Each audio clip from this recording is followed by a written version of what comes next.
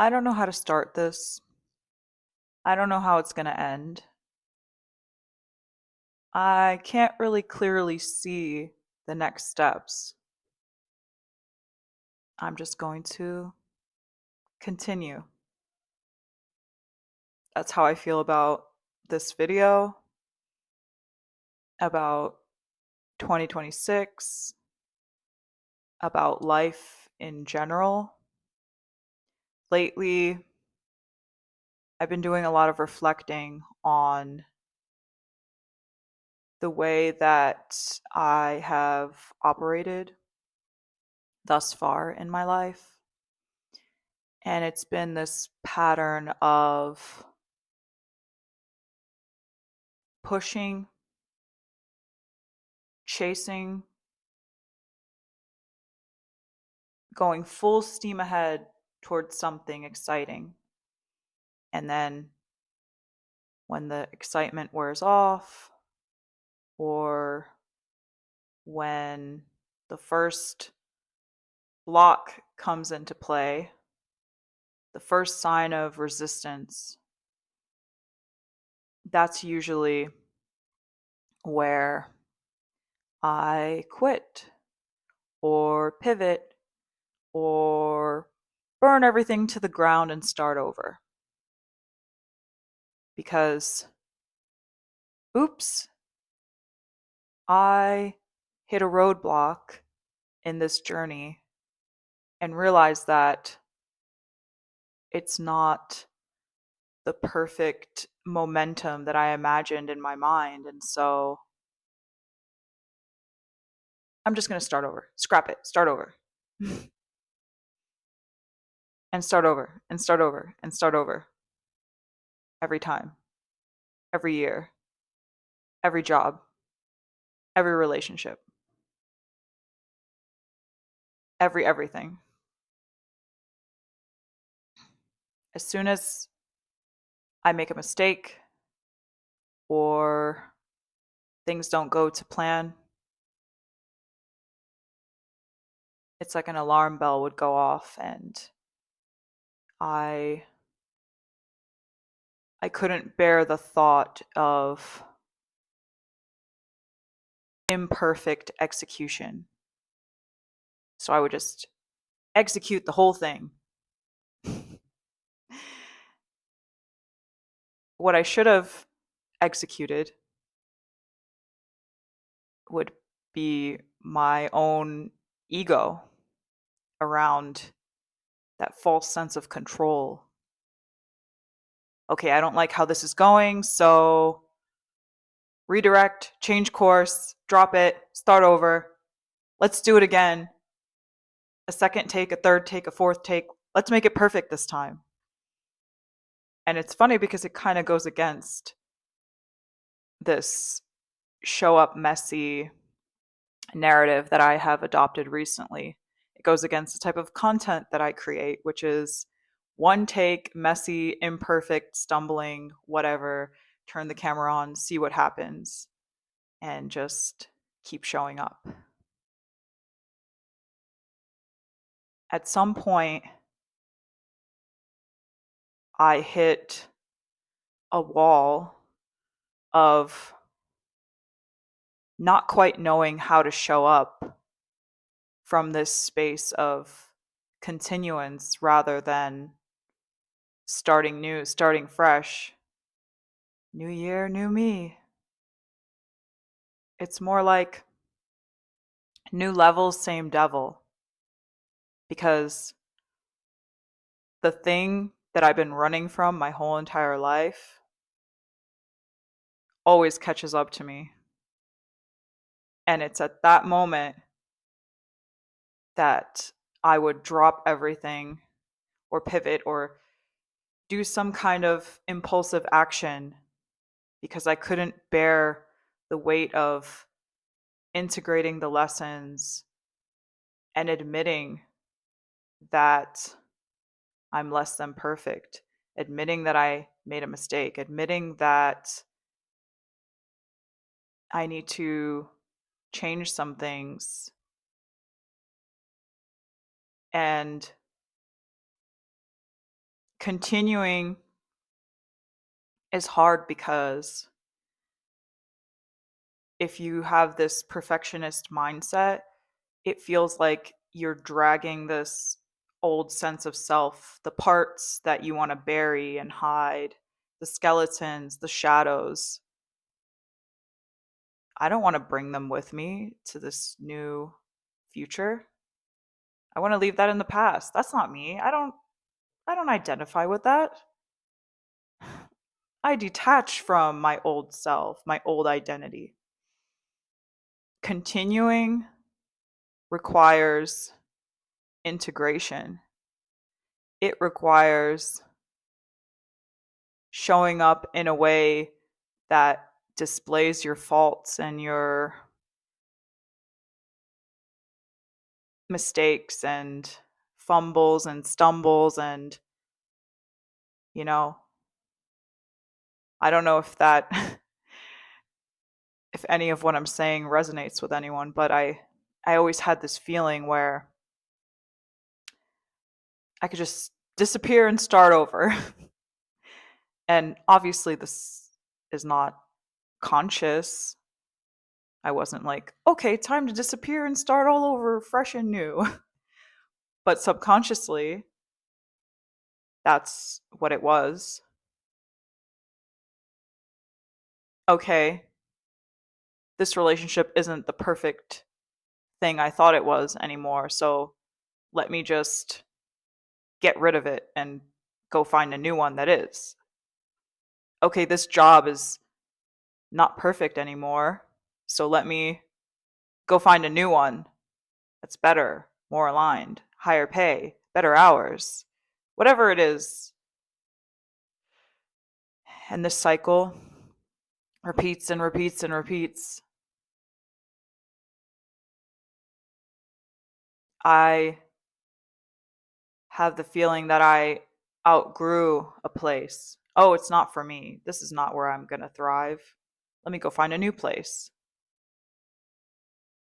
It's the chasing of the novelty and also this perfection mindset, and also this mindset of as soon as I get there, then I'll be happy. Then I'll be satisfied. Then I'll be at peace. Then I'll feel loved. Instead of starting with the feeling, instead of sitting with the discomfort, instead of reflecting on what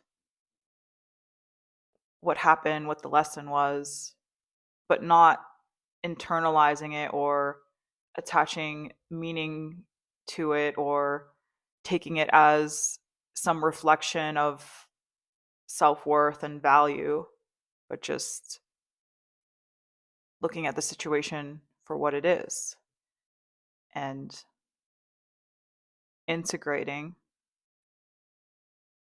what I learned, how I feel, and moving forward.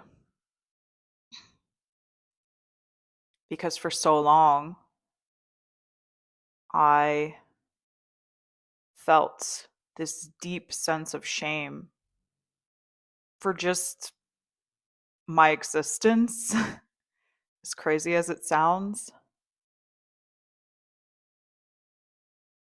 I genuinely thought on a subconscious level that something is deeply wrong with me. That's why I can't hold a job.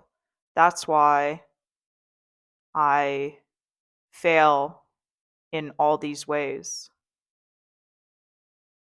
If it's not a deep character flaw or defect of myself, then it's my mindset. I'm not thinking positively enough.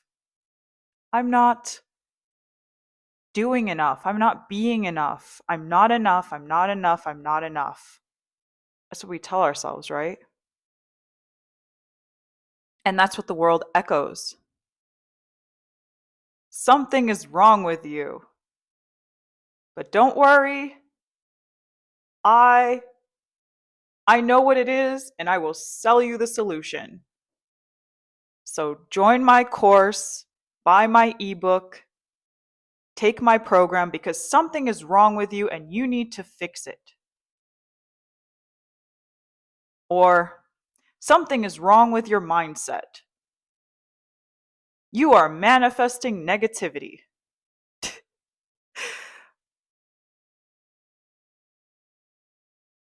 And there's a lot of shifting of the blame, which is when you internalize blame, that is feeding into shame. And if you feel a deep sense of shame for who you are as a being, that is going to be reinforced and constantly exploited. Your deepest insecurities and vulnerabilities, that is what this world is capitalizing on for profit most of the time. Did you know that you're supposed to have glass skin with no pores?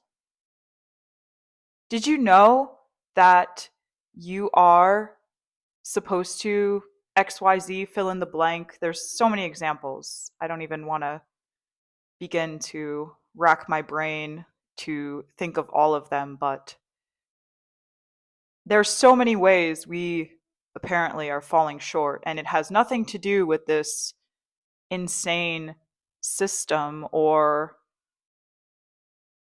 what we're being constantly bombarded with. No, it's our fault.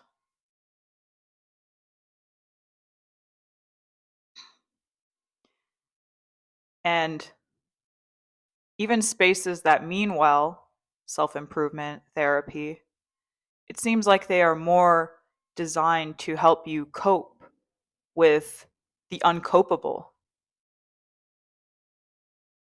Are you really autistic or having ADHD or manic depressive or whatever? Or are you overstimulated? Are you overwhelmed by the fact that you have to pay an exorbitant amount just to exist? And there's so much disparity and oppressive circumstances swirling around. And this world that pretends to be so open and accepting and connecting, but so isolating and highlighting separation over everything else. Is it any wonder that people are struggling to function in this dysfunctional environment? It's like we're put into these boxes and in so many ways, literally concrete boxes, but also just as a sense of control. And when you are uncomfortable or have a reaction to this pressure and the way that the system is, the things we normalize that are far from normal, any inadherence to the status quo, well, that's obviously a mental health issue or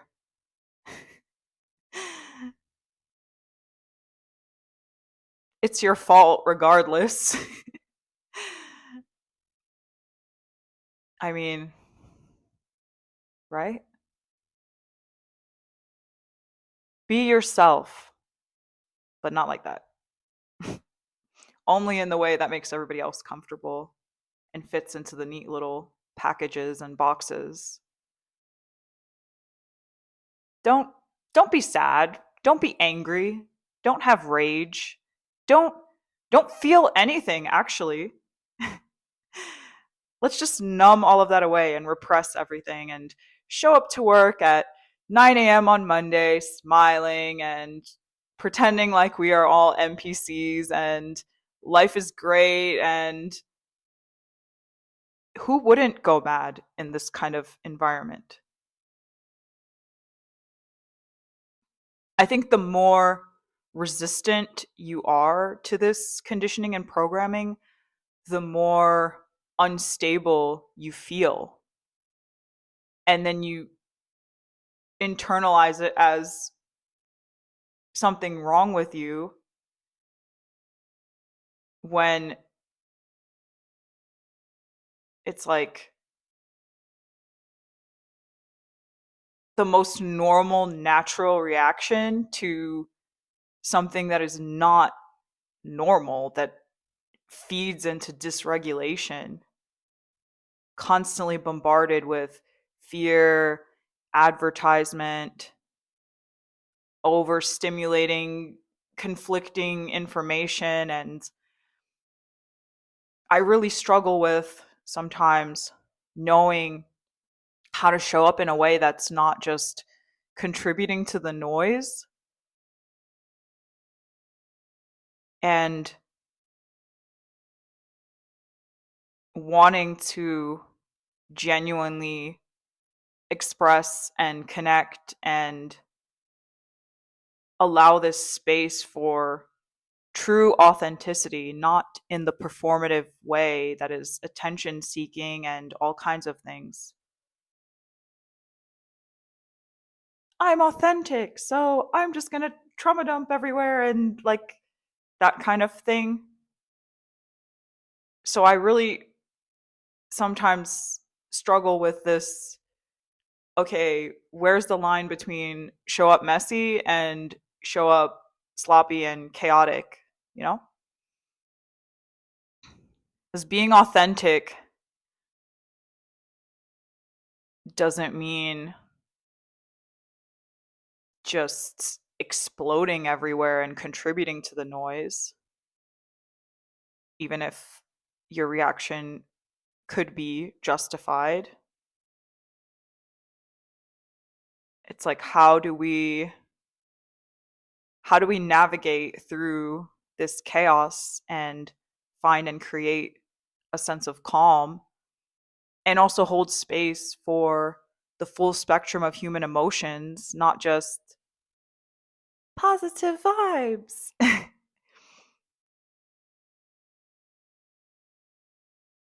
Like to be able to hold multiple truths at the same time. Yes, we are all energy and there's this spiritual plane, and but we're also tied to this very 3D existence with these very valid challenges that if you just gloss over it and act like if you just manifest and say your affirmations and say your prayers and meditate, that everything's just going to magically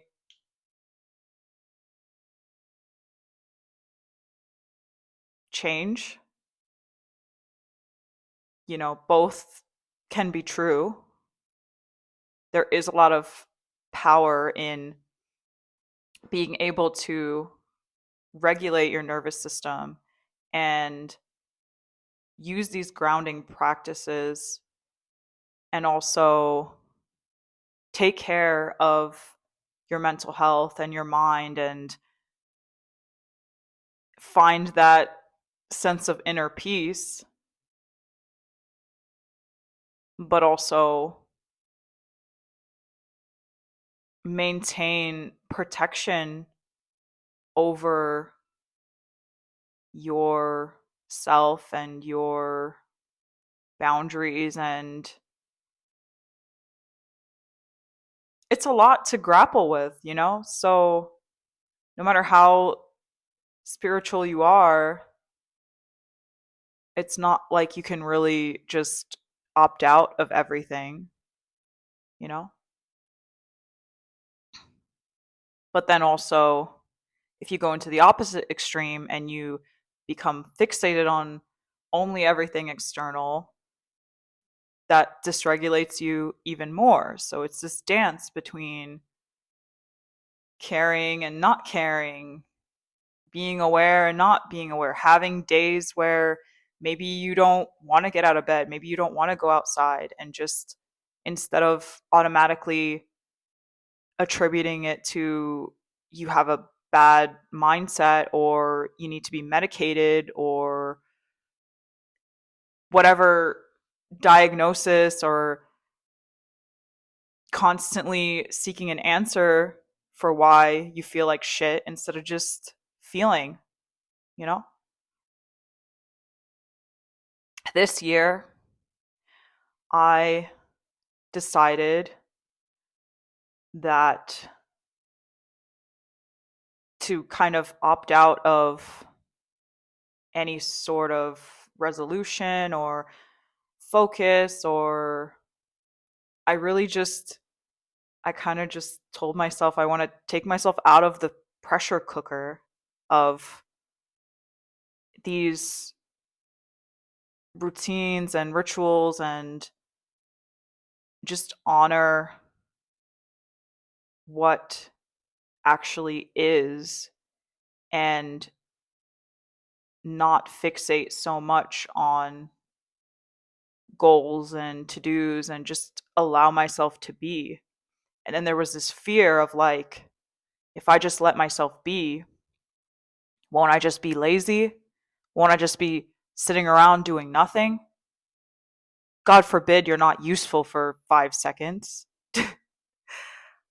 I just realized how much comfort and attachment I had in these structures that I created for myself, these routines and things, and journaling and meditating, and how much that was still driven by ego. See, I'm useful. I have a good morning and night routine. Look at how productive I am being unproductive. And I realized I was doing these things from a sense of pressure and fear that I would just become some kind of lazy blob. And doing this little experiment of, okay, what if we just rest for a bit? What if we just allow ourselves to just be? And if that includes doing nothing for a whole day, God forbid, let's do that. Let's see what happens. Did the world end? Well, you're watching this, so clearly not, at least not yet. um, I don't know if any of this is making sense, but this is just raw, unfiltered. Like that's the other thing. I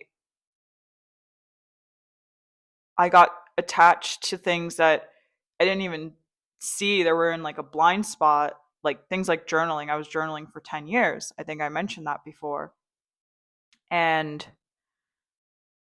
like I just sat down one day and I was like, but why?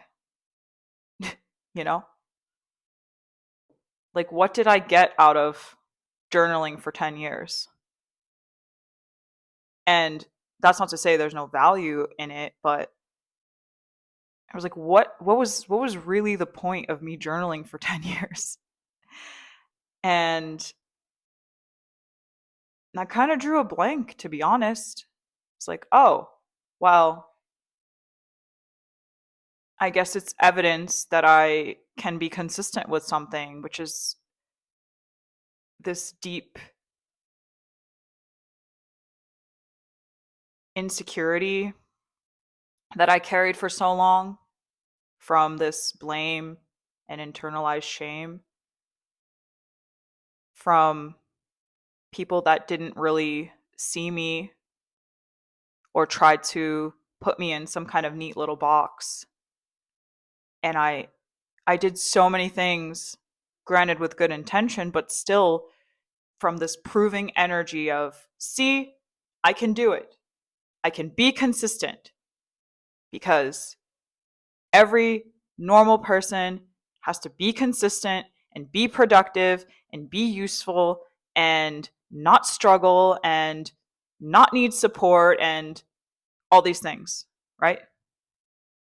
See, I can do it. I have proof, I have tangible evidence that I can do something consistently. Okay, now what? I've honestly been thinking recently, should I just burn these notebooks? Like, I'm carrying them around with me, moving place to place, and they're like my prized possessions. But, like, it's not to say that there's nothing valuable there or I didn't get anything out of it at all. I just started to question, like, why do I keep trying to force myself to do this routine from this almost sunk cost fallacy perspective? And it's like the same way that we sometimes operate in relationships of like, see, I can do it. I can be faithful. I can be consistent. I can maintain a relationship. Is it healthy and fulfilling? That's another story. But I can hold it together.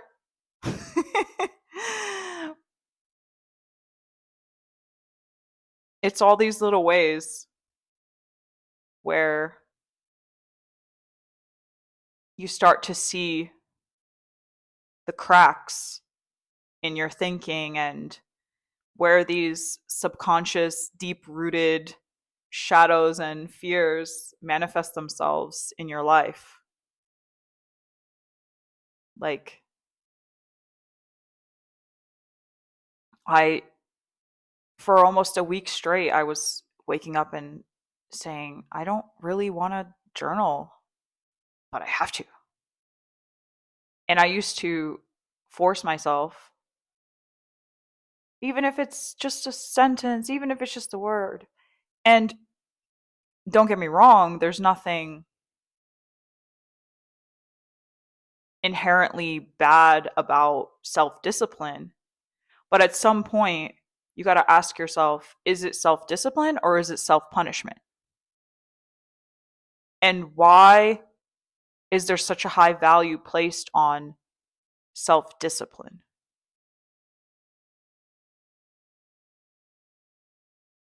I think there's a lot of value in doing things that are uncomfortable or that foster growth. But again, I notice with the journal example, it kind of became this autopilot thing that I didn't really question if it was actually serving me in some way or if I was just doing it for the sake of repetition. I love writing. I mean, okay, here's a crazy idea. What if we led with, I hear some noise in the background. Do do do do do. What if we led with joy? Crazy concept, I know. Like, I love writing, poetry, sometimes journaling, um, a lot of different forms of expression. And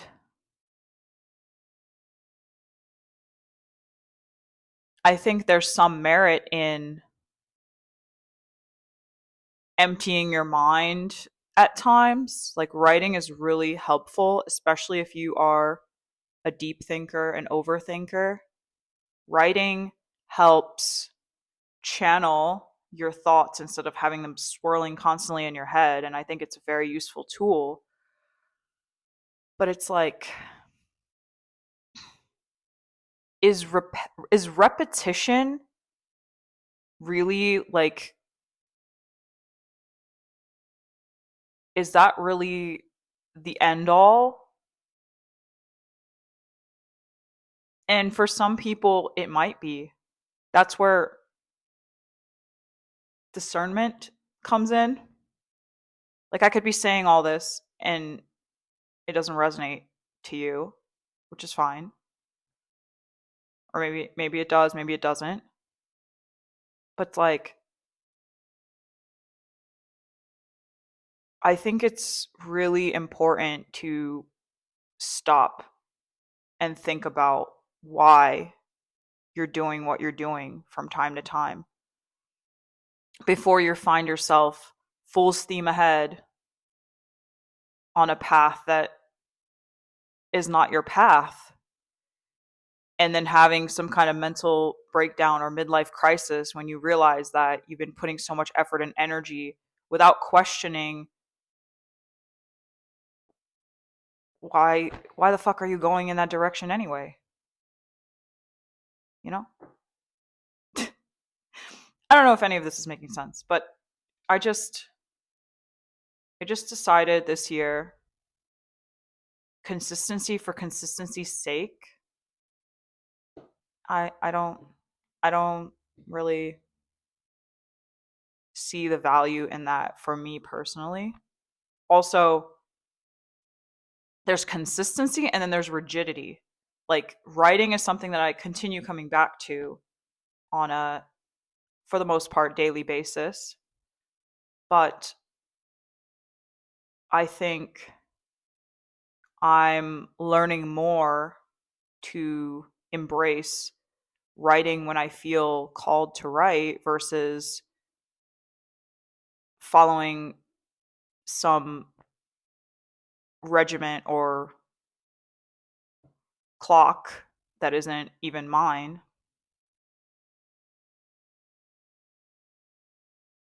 I think some people are more wired to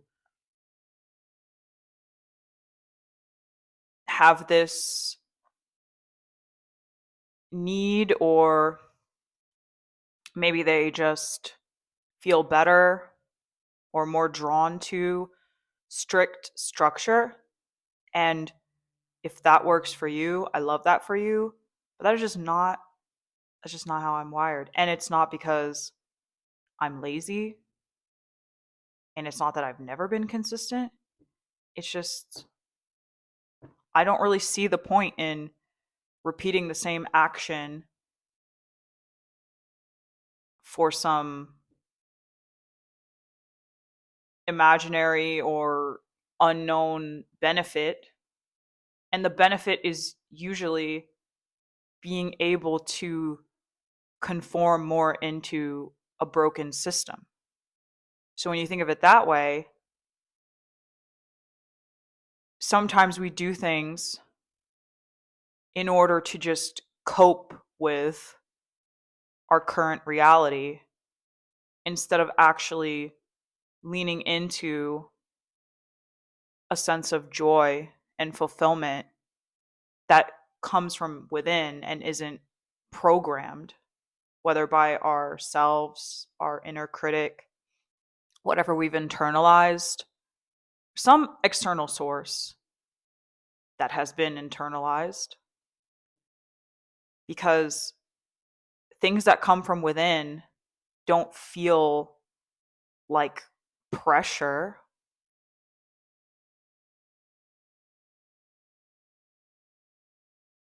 I don't know if any of what I said made sense, but I say all that to say I am back.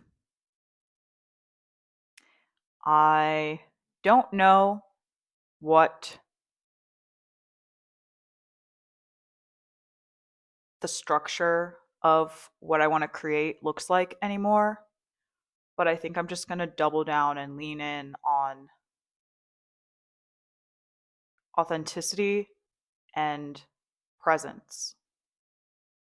Like this whole time I've been speaking, I've been here. I know that sounds weird, but how many times are you in a conversation with someone and they are not there? You're getting some representative of theirs or a version of them that is not who they really are, some kind of masked being or some kind of character. And we all have to do this to some extent to play the game and to function in a dysfunctional world, in the workplace, for example. It's funny that what's labeled as cringy online is usually unbridled authenticity that's not seeking validation and just like an honest expression that's not filtered and censored and, you know, but to me, what feels cringy is when I can tell that someone is performing and being dishonest in the sense of, I know that's not really you, and I wish you felt safe enough or brave enough or whatever to show the real you. But I can also understand there's instances where that is frowned upon, such as the workplace. It's like a great example of where you kind of have to mask and have to be an NPC. uh, but I would like to open up a space and container for true authenticity, not performative authenticity, because there's also that. Ooh, I'm so quirky and so authentic. It's kind of bewildering that even authenticity can be performative. Like, have you ever thought about that? And mind you, all this processing, it has come from observing others, but also myself, because we all do it. We're all human, you know? And I, it's taken me 23 days at least from the start of this year to hibernate, reflect, embrace the season, and to come back in a way where I feel it's genuine and authentic and a little bit scary and vulnerable as well. But that's the price you pay. And I just I just don't want to perform anymore anywhere. I don't want to repress my emotions. I don't want to pretend things are fine when they're not. And not in an unhinged way, you know, but just this radical honesty, you know. Like I want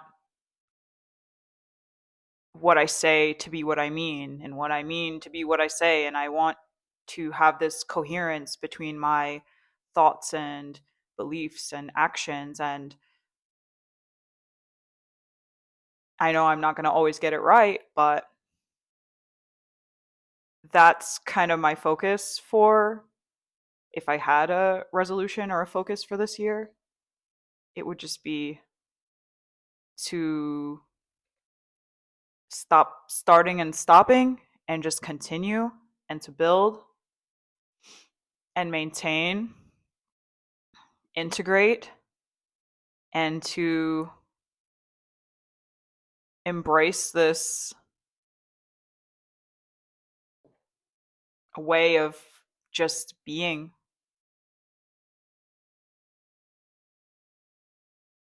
It's strange to me that that's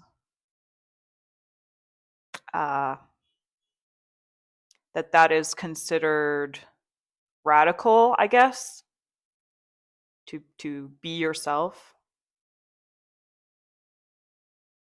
Be who you are, just not in a way that disturbs anyone or you know?